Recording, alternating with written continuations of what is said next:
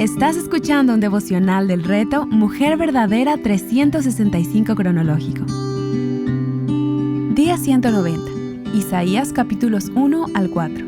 Escrito por Yamel de Jaramillo, leído por Débora Cázares de Rivera. El día de ayer aprendimos sobre los hechos del rey Uzías durante la última parte de su reinado. Como seguiremos leyendo, el reino del norte empezará a decaer estrepitosamente.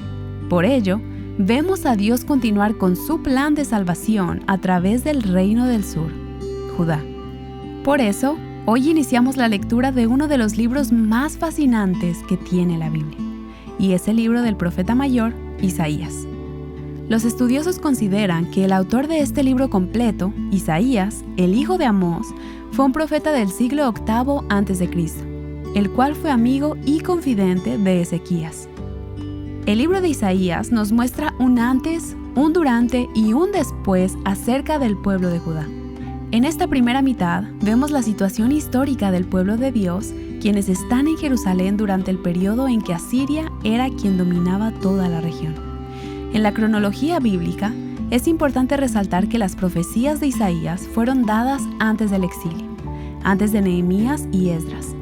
El libro de Isaías, en sus primeros 4 capítulos, establece un tono profético que aborda tanto las preocupaciones contemporáneas como las futuras de Israel. Así que esperamos ver en este libro una combinación de advertencias, juicios y promesas. El profeta inicia con una acusación contra Judá, por su rebelión y desobediencia hacia Dios. Se denuncian las prácticas religiosas vacías y la injusticia social. El profeta advierte sobre las consecuencias del pecado y la necesidad del arrepentimiento genuino. A pesar del juicio inminente, se ofrece la esperanza de perdón y restauración si el pueblo se vuelve sinceramente hacia Dios.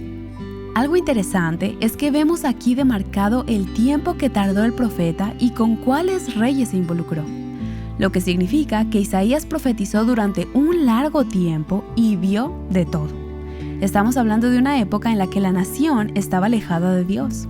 Aunque Isaías era profeta del reino del sur, su mensaje era una advertencia para todo el pueblo de Dios. Básicamente, estaba llamando a todos a volver a los caminos de Dios antes de que fuera demasiado tarde. De todas las cosas que Isaías menciona en el capítulo 1 que el pueblo estaba haciendo mal delante de Dios, quiero destacar 4 que serían las principales. Estos no solo son problemas del pasado, sino que también los vemos en nuestros días, lo que revela la naturaleza del corazón humano. Número 1. Rebelión y pecado. Así como el pueblo de Israel se rebeló contra Dios en el pasado, hoy vemos una tendencia similar de alejarnos de los caminos de Dios y de seguir nuestros propios deseos y agendas en lugar de obedecer sus mandamientos. Número 2. Adoración vacía. El profeta critica la adoración vacía y superficial del pueblo. A pesar de llevar a cabo ceremonias religiosas, sus corazones no están realmente comprometidos con Dios. Su adoración es más una muestra externa que una expresión interna de devoción verdadera. Número 3. Injusticia social. Isaías también condena la injusticia social que prevalece en la sociedad. Menciona cómo los líderes y la gente común oprimen a los pobres y a los necesitados en lugar de ayudarlos y protegerlos. Número 4. Corrupción moral. La corrupción moral no es solo un problema del pasado, sino que sigue siendo una realidad en el presente. La falta de integridad, la decadencia moral y la búsqueda desenfrenada del placer son evidentes en muchos aspectos de nuestra cultura contemporánea. Estos problemas no son simplemente reliquias del pasado, sino que reflejan la inclinación del corazón humano hacia el pecado y la necesidad continua de arrepentimiento. Cuando leímos Reyes y Crónicas, vimos que Uzías hizo lo recto ante los ojos de Jehová y trajo mucha prosperidad al reino del sur.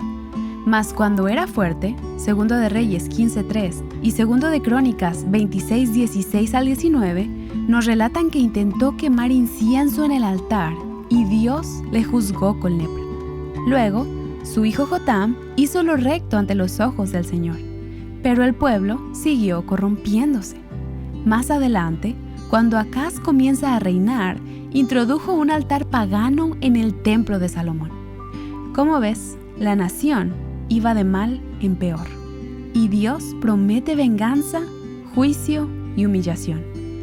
Capítulo 2. La visión de la exaltación de Sión.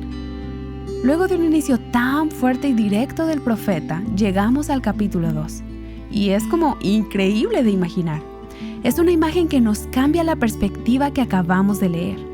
Es como si fuera una llamada de atención a fijar nuestros ojos en lo que realmente será el futuro.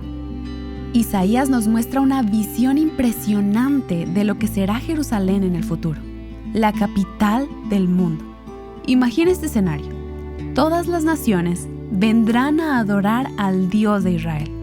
Es como si Isaías estuviera diciendo: ¡Hey! Dios reina sobre todo y todos. Nadie puede resistirse a su autoridad. Además, se nos recuerda que aquellos que se oponen a la voluntad de Dios enfrentarán su juicio. Así que, mejor estar del lado de Dios. Pero no se trata solo de miedo para aquellos que no crean en el Señor. También hay aliento. Isaías nos llama a ser humildes y a no confiar en nuestra propia fuerza o en ídolos falsos, sino a depositar nuestra confianza en Dios. Es como si nos estuviera diciendo que hay algo mucho más grande y poderoso que nosotros mismos. Capítulo 3. Juicio sobre Jerusalén y llamado al liderazgo.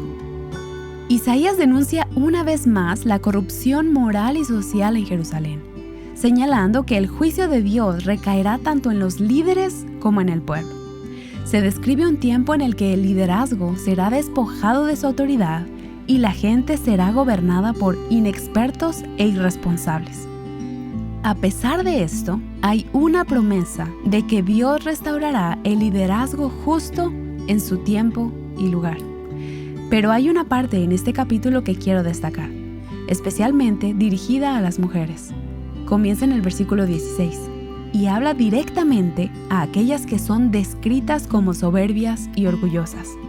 ¿Sabes de quiénes se trata? Son esas mujeres que caminan con la cabeza bien alta y se adornan con montones de joyas.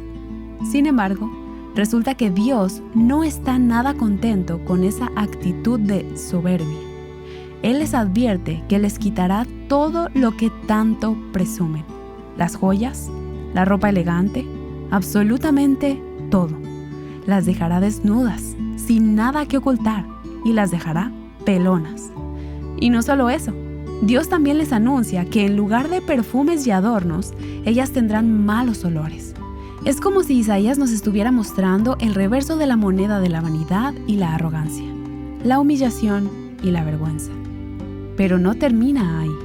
Dios también les dice que en lugar de belleza y gracia, tendrán cinturones de cuerda, y en lugar de ser bien recibidas, serán reemplazadas por luto y desesperación.